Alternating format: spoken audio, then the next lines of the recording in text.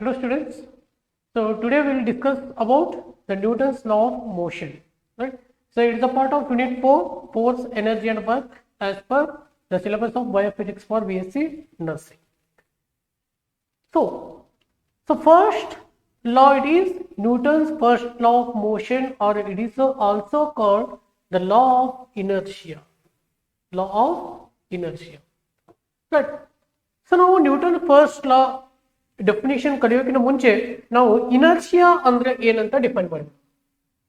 Okay, so ನಾವು ಈಗಾಗಲೇ discuss ಮಾಡಿದ್ವಿ, ಯಾವುದೇ ಒಂದು ಆಬ್ಜೆಕ್ಟು ರೈಟ್, ಸೊ ಎಲ್ಲಿವರೆಗೂ ನಾವು ಅದ್ರ ಮೇಲೆ ಎಕ್ಸ್ಟರ್ನಲ್ ಫೋರ್ಸ್ ಅಪ್ಲೈ ಮಾಡೋದಿಲ್ಲ ಅಥವಾ ಅದ್ರ ಮೇಲೆ ಬಲ ಪ್ರಯೋಗ ಮಾಡೋದಿಲ್ಲ, ಅದು ತನ್ನ ಇದ್ದ ಸ್ಥಿತಿಯಲ್ಲಿಯೇ ಮುಂದುವರಿತದೆ. ಈ ಸ್ಥಿತಿ ಯಾವುದನ್ನ ನಾವು ಹೇಳ್ಬೋದು, the state of rest right or state of uniform motion right. So ಇದಕ್ಕೆ ನಾವು ಈ ಪ್ರತಿಯೊಂದು ಬಾಡಿ ಅಥವಾ ಪ್ರತಿಯೊಂದು ಆಬ್ಜೆಕ್ಟ್ ಕೂಡ ರೈಟ್, ಸೊ ಯಾವಾಗಲೂ ಏನ್ ಪ್ರಯತ್ನ ಮಾಡ್ತಿರ್ತಪ್ಪ ಅಂತಂದ್ರೆ, it always tends to remain in its original state. ಅಂದ್ರೆ ನಾ ಇಲ್ಲಿ ಇದ್ದೀನಿ, ಓಕೆ, ಸೊ ನಾನಿಲ್ಲಿ ಸ್ಟಿಲ್ ಆಗಿ ನಿಂತಿದ್ದೀನಪ್ಪ ಅಂತಂದ್ರೆ ಎಲ್ಲಿವರೆಗೂ ನನ್ನ ಮೇಲೆ ಬಲ ಪ್ರಯೋಗ ಆಗೋದಿಲ್ಲ, ಅಲ್ಲಿವರೆಗೂ ನಾನು ಇದೇ ಸ್ಥಿತಿಯಲ್ಲಿ ಮುಂದುವರಲಿಕ್ಕೆ ಪ್ರಯತ್ನ ಪಡ್ತೀನಿ. ಓಕೆ, ಅದಕ್ಕೆ ನಾವೇನಂತ ಕರಿತೀವಪ್ಪ ಅಂದ್ರೆ inertia. The tendency to be in the state of original state is called inertia. Clear? So ನಾವು ಈಗ ಆಲ್ರೆಡಿ ಕಲ್ತಿದ್ವಿ, ಫೋರ್ಸ್ ಏನ್ ಮಾಡ್ತದ, ಇದು ಡಿಸ್ಟರ್ಬೆನ್ಸ್ ಮಾಡ್ತದ ಸ್ಟೇಟ್ ನ, either state of rest or uniform motion ನ ಇದು ಡಿಸ್ಟರ್ಬ್ ಮಾಡ್ತದೆ. Clear? So every object or body continues in its state of rest or state of uniform motion unless it is compelled. Compelled means it is acted by. Unless it is compelled to change its state by an external force or number of forces. ಇಲ್ಲಿ force ಒಂದೇ ಇರಬಹುದು ಅಥವಾ number of force ಇರಬಹುದು. Clear? So this is the statement of Newton's first law. ಏನು? The every object or body continues in its state of rest or uniform motion unless it is compelled to change its state by an external force or number of forces. Clear? ಯಾವುದೇ ಒಂದು ವಸ್ತು ತನ್ನ ಇದ್ದ ಸ್ಥಿತಿಯಲ್ಲಿಯೇ ಮುಂದುವರಿತದೆ, ಎಲ್ಲಿವರೆಗೂ ಅದರ ಮೇಲೆ ಒಂದು ಬಲ ಪ್ರಯೋಗ ಆಗುವವರೆಗೂ. ಇದನ್ನ ಸಿಂಪಲ್ ನಾವು ಕನ್ನಡದಲ್ಲಿ ವ್ಯಾಖ್ಯಾನಿಸಬಹುದು, Newton first law of motion. ಇಲ್ಲಿ ಎಕ್ಸಾಂಪಲ್ ನೋಡೋಣ. ಇಲ್ಲಿ ನೋಡಿ, the first case, the object is at rest. ಎಲ್ಲಿವರೆಗೂ ನಾವು ಇದನ್ನ ಒದೆಯಂಗಿಲ್ಲ ಅಥವಾ ಬೇರೆ ಒಂದು ಬಲ ಪ್ರಯೋಗ ಮಾಡಲ್ಲ, ಅದು ರೆಸ್ಟ್ ಅಲ್ಲೇ ಇರ್ತದೆ. ಇಲ್ಲಿ ಸೆಕೆಂಡ್ ನೋಡಿ, so in this case someone is kicking that ball.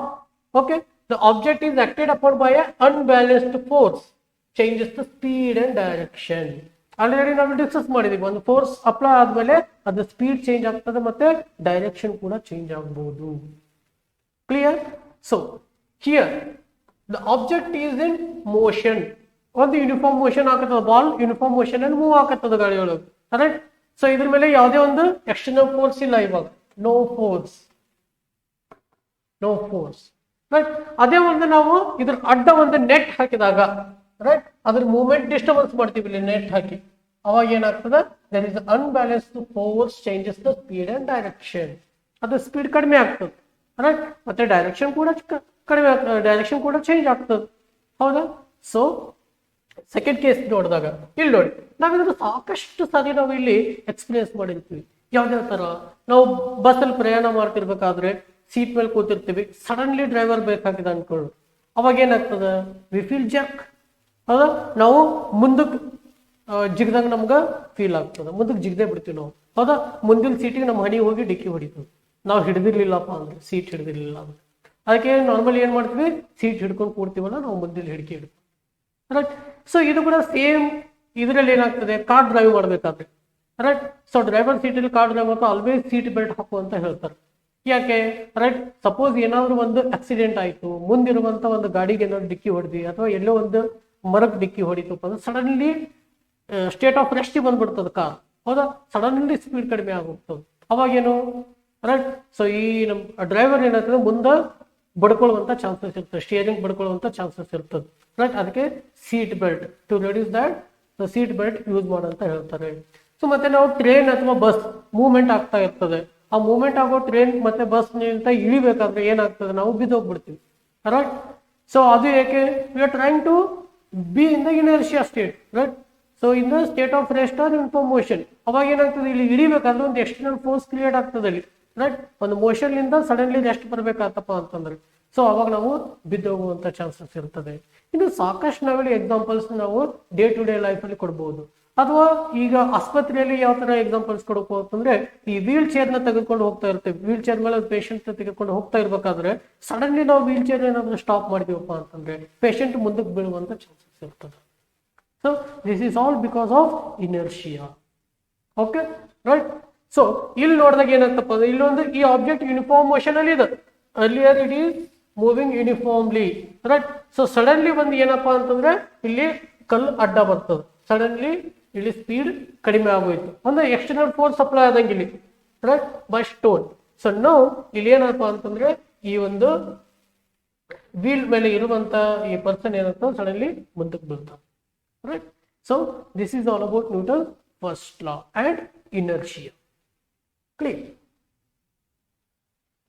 So next Newton's second law of motion. Clear? ಏನು ಹೇಳ್ತಪ್ಪ Newton second law of motion? Before going to that will discuss something here.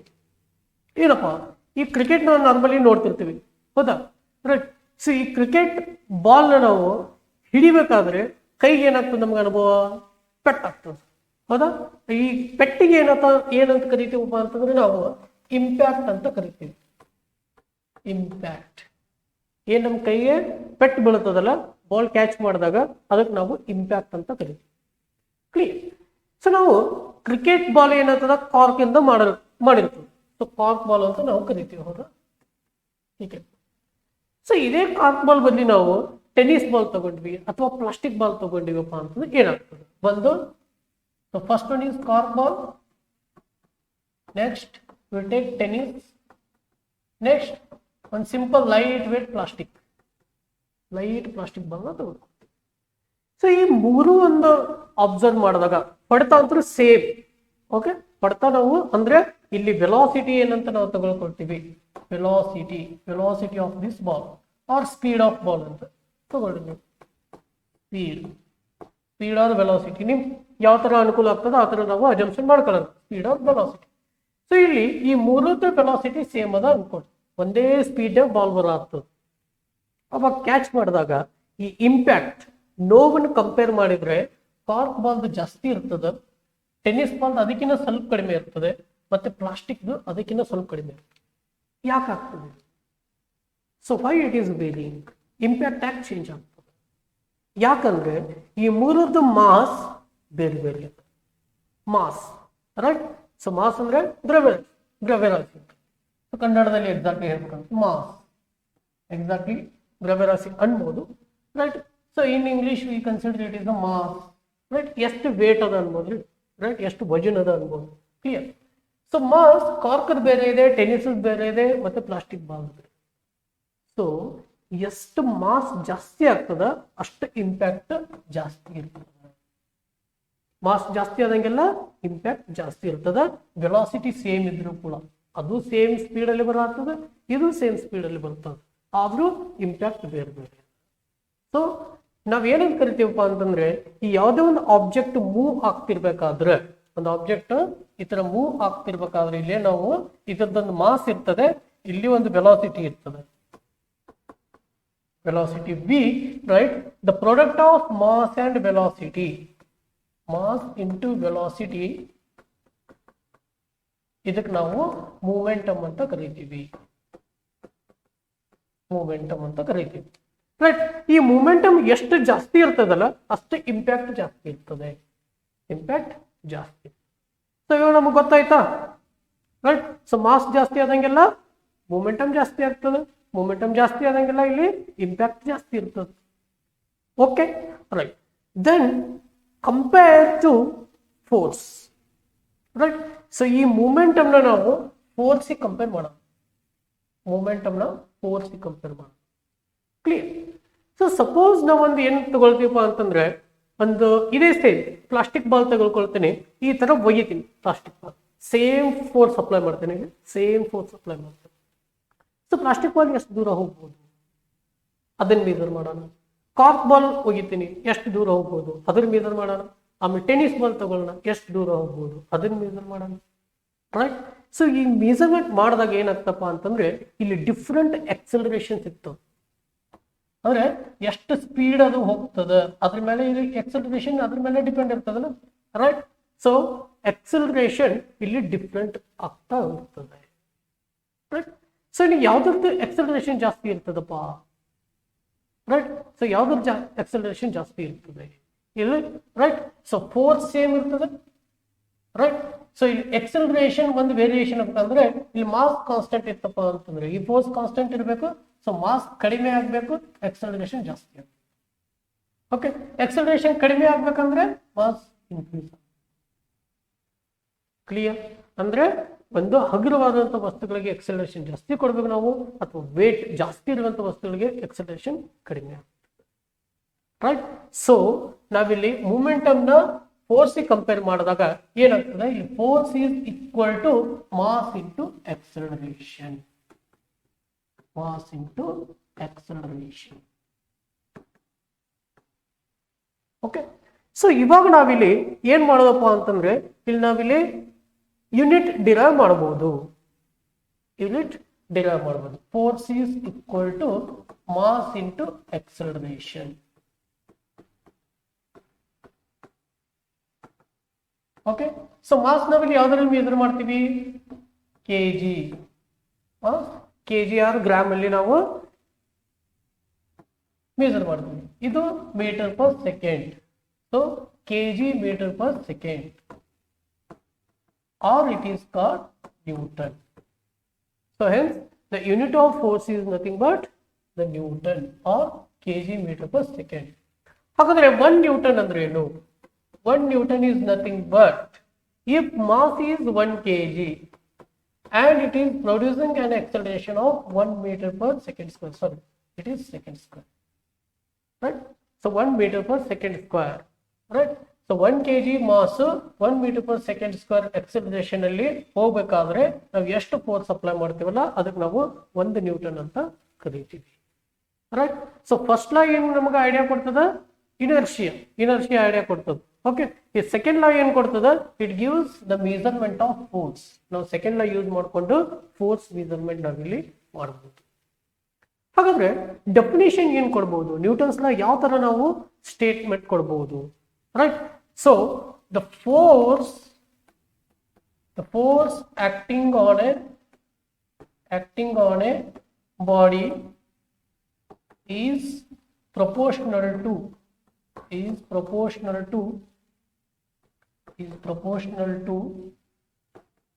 the product of mass and acceleration,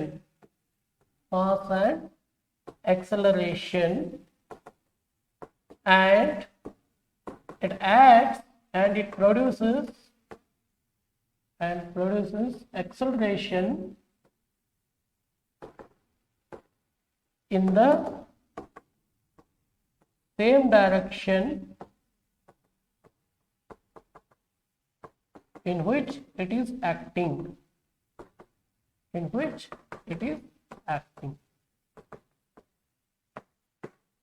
okay. So ಅಂದ್ರೆ ಏನು, ಯಾವುದೋ ಒಂದು body ಮೇಲೆ ನಾವಿಲ್ಲಿ force apply ಮಾಡಿದಾಗ, right.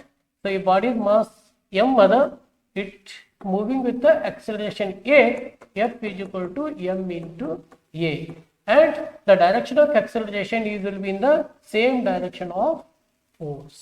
ಈ ಎಕ್ಸಲರೇಷನ್ ಕೂಡ ಈ ಫೋರ್ಸ್ ಡೈರೆಕ್ಷನ್ ಅಲ್ಲೇ ಇರ್ತದೆ. So this is a simple meaning of Newton second law of motion. Clear? So then coming to Newton's third law of motion. Okay, so ಒಂದು simple example ನಾವು general R ಭಾಷೆಯಲ್ಲಿ ನಾವು ಕೇಳ್ತಪ್ಪ ಅಂದ್ರೆ, ಯಾರಿಗಾದ್ರೂ ಒಂದು ಹೊಡೆದ್ರೆ ಏನ್ ಮಾಡ್ತದೆ, ವಾಪಸ್ ಅವರು ತಿರ್ಗಾ ಹೊಡಿತದೆ, ಹೌದಾ, right. So Newton's law same manner ಏನಪ್ಪಾ ಅಂತಂದ್ರೆ, for every action there is equal and opposite reaction, right. So ನಾವಿಲ್ಲಿ ಒಂದು ಡಿಫ್ರೆಂಟ್ ಎಕ್ಸಾಂಪಲ್ ಒಂದು ತಗೋಬೇಕಾದ್ರೆ, ರೈಟ್. ಸೊ ಸಪೋಸ್ ಒಂದು ಟೇಬಲ್ ಇದೆ, ಈ ಟೇಬಲ್ ಮೇಲೆ ಒಂದು ನಾವು ಬುಕ್ ಇಟ್ಟಿದ್ದೀರಪ್ಪ ಅಂತ ಅನ್ಕೊಳ್ಳಿ. ಇಲ್ಲಿ ಯಾವ್ಯಾವ ತರ ಫೋರ್ಸ್ ಇದೆ ಸರ್ ಅಂತ ಹೇಳ್ಬಹುದಾದ್ರೆ, ಒಂದು the force due to self weight, or weight of that body ಏನು, right? So it is acting downwards, pass into gravity, mg, that is nothing but weight. So weight is also acting in downward direction. It is always acting in downward direction. ಹೌದಾ, right? So ಅದಕ್ಕೆ ನಾವಿಲ್ಲಿ ಈ force or weight downward direction ಆಗ್ತಿರ್ತದೆ, right? So ಈ weight ಈ downward direction ಇರ್ಬೇಕಾದ್ರೆ always ಅಲ್ಲೊಂದು reaction force ಇತ್ತು in opposite direction, reaction force. Okay, so ನಾವಿಲ್ಲಿ ಅಬ್ಸರ್ವ್ ಮಾಡಬಹುದು. ಇದರಿಂದ ನಾವು ಏನ್ ಕಲಿತೀವಪ್ಪ ಅಂತಂದ್ರೆ, whether object is in state of rest or it is in motion, there is always equal and opposite force for every action of force. Means for every action there is equal and opposite reaction. ಹಿಂಗೆ ಯಾವ ತರ ಇದೆ define ಮಾಡೋದು ಅಂತಂದ್ರೆ, ಒಂದು ball ತಗೊಂಡು, rubber ball ತಗೊಂಡು ನಾವು ಗೋಡೆಗೆ ಎಸ್ದಾಗ ಏನಾಗ್ತಪ್ಪ, ಅದು ವಾಪಸ್ ಬರ್ತದಲ್ವಾ, ರೈಟ್? ಸೊ ನಾವು ಈ ಬಾಲ್ ತಗೊಂಡು ಗೋಡೆಗೆ ಎಸೆಯೋದು ಆಕ್ಷನ್ ಆದ್ರೆ, ಆ ಗೋಡೆ ವಾಪಸ್ ಅಲ್ಲಿ ರಿಯಾಕ್ಷನ್ ಫೋರ್ಸ್ ಅದ್ರ ಮೇಲೆ ಜನರೇಟ್ ಮಾಡಿ ಬಾಲ್ ವಾಪಸ್ ನಮ್ ಕಡೆ ಬರ್ತದೆ, ಅದು reaction, right? So for every action there is a equal and opposite reaction. That is the statement of Newton's third law. Okay, so ee body ಮೇಲೆ ನಾವು ಈ ಬಾಲ್ ಇದೆ ಇದು, ಓಕೆ, ಸೊ ಈ ತರ ಇದು ವಾಲ್ ಅದ, ಇದು ವಾಲ್, ಓಕೆ. ಸೊ ಬಾಲ್ ನ 1 ಅಂತ ತಗೊಂಡ್ರೆ, right, object 1, it is object 2. So ball ಅಂತ ಈ ಗೋಡೆ ಮೇಲೆ ಆಗ್ತಿರುವಂತ ಫೋರ್ಸ್ ನ ನಾನೇನ್ ತಗೊಳ್ತೇನಪ್ಪ ಅಂದ್ರೆ F12 ಅಂತ ತೆಗೆದುಕೊಳ್ತೇನೆ. ಅಂದ್ರೆ force due to ball on wall, force due to ball, 1 means ball, 2 means wall, force due to ball on wall. Clear? So similarly this wall exerts a reaction force, opposite force ಇದು exert ಮಾಡೇ ಮಾಡ್ತದಲ್ಲ. So ಅದು F21, 2 means wall, 1 means ball, right?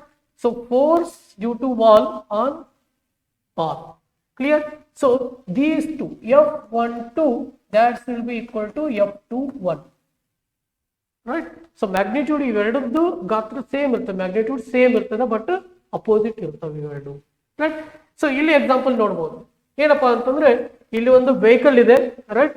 So vehicle ಮೇಲೆ ಕುತ್ಕೊಂತ rider ಏನ್ ಮಾಡ್ತಾನೆ, ಒಂದು ball ಈ ತರ ಎಸಿತಾನೆ, right? So means he is acting force in this direction, is right? He is exerting a force in forward direction like this by throwing a ball, right? So while throwing this ball there is a opposite reaction, right? So in opposite direction, say it is F12, it is F21, right?